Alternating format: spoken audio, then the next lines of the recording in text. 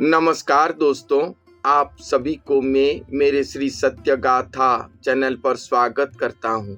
ओडिशा की भविष्यवाणी ग्रंथ से मैंने आप सभी को बताया है कि कलियुग की अंतिम लीला समय पर एक दिव्य महापुरुष आएंगे जो कि स्वयं श्री जगन्नाथ महाप्रभु के अंश अवतार होंगे और वही महापुरुष ही श्री जगन्नाथ महाप्रभु के धारक वाहक कहलाएंगे।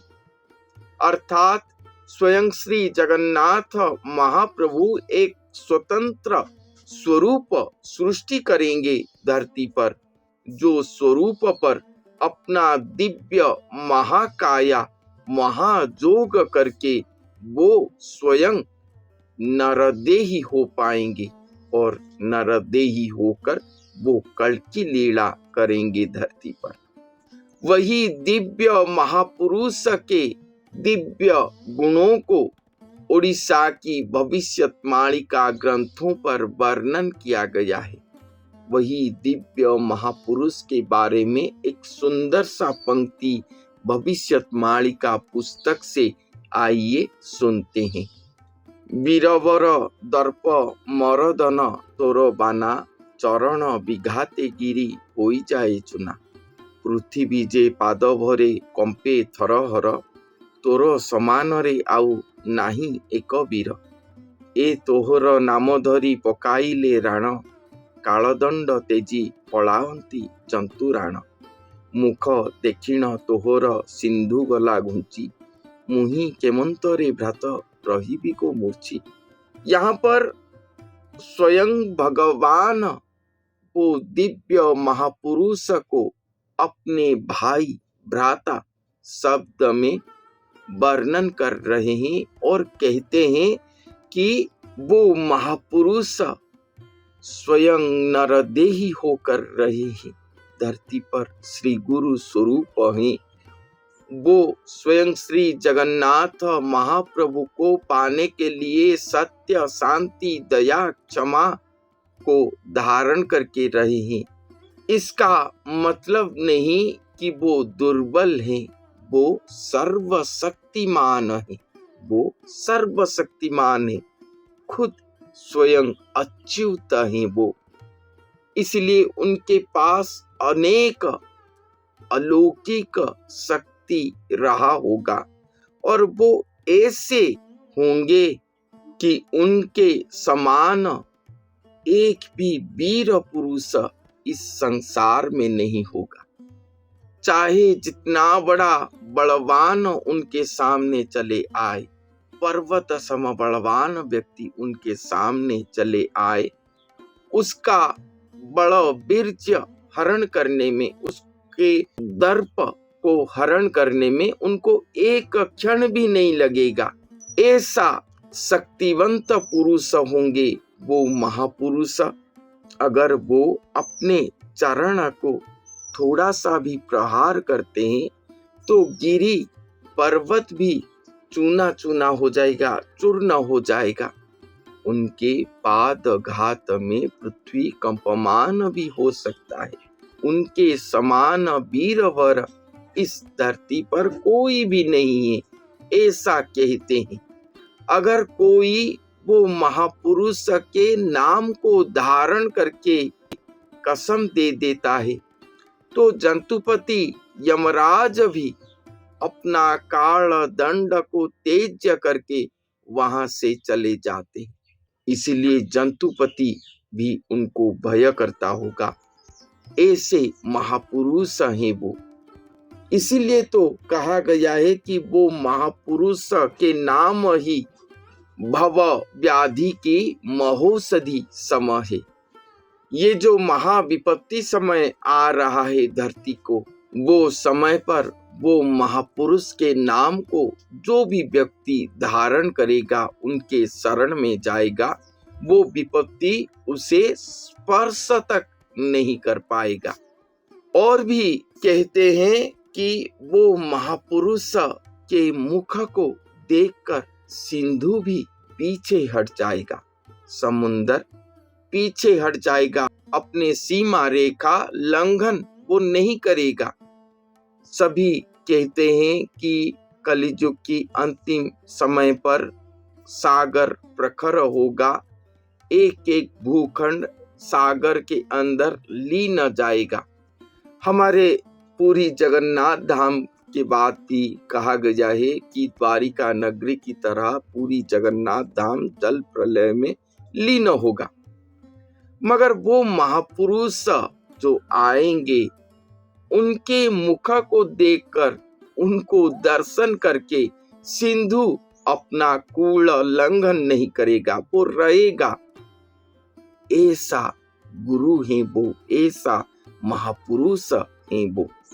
इसलिए भगवान कहते हैं कि ऐसे सर्वगुण संपन्न प्रेमी को पुरुष को देखकर मैं कैसे मूर्छित होकर रह पाऊंगा महाशून्य में। इसीलिए वो अपने महाशून्य के सिंहासन को त्याग करके उनके प्रेम रस को पान करने के लिए उनके पास आए हैं और उन्हीं की सेवा करके इस अवतार का मान बढ़ाएंगे। ये एक महाप्रेममय महा अवतार लीला है। ये प्रेम रस को समझने के लिए सभी व्यक्ति सक्षम नहीं हो पाएंगे।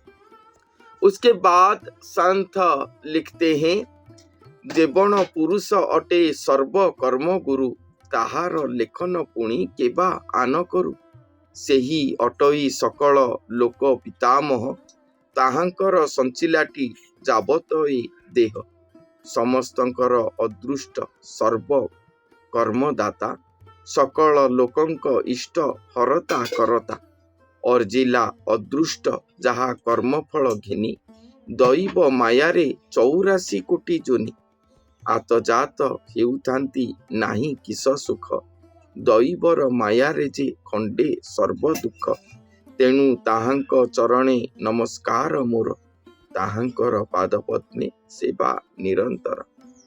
संत कहते हैं कि इस तरह की श्री पुरुषोत्तम सर्व कर्म गुरु जो हैं, वो जो लिख देंगे एक बार, उसको आन करने वाला कोई भी नहीं है। स्वयं दैव विधाता, स्वयं भगवान भी चाहे तो उसको आन नहीं कर सकते। ऐसा सर्व कर्म गुरु है वो ही इस जगत का सकल पितामह सम है। उनको ब्रह्मा विष्णु महेश्वर त्रिमूर्ति स्वरूप के रूप में भी वर्णन किया गया। तो यहाँ पर उन्हें सकल लोगों का पितामह कहा गया है। जैसे पितामह सर्वलोक को वो सर्जना करते हैं, उसी तरह ये महापुरुष पितामह स्वरूप में स्वयं भगवान के श्री महाकाया को सर्जना करें।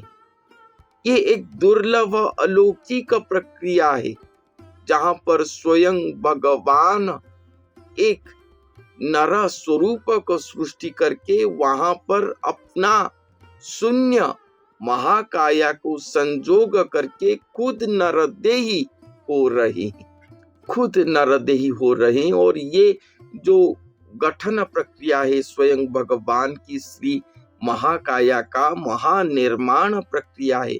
वहां पर एकमात्र विंधाणी सर्व कर्म दाता, जो सर्व निर्माण करता विश्वकर्मा स्वरूप जो भी आप कहें, वो वही महापुरुष ही हैं। उन्हीं के लिए ही ये महा प्रस्तुति पर्व सुसंपन्न हो पाएगा।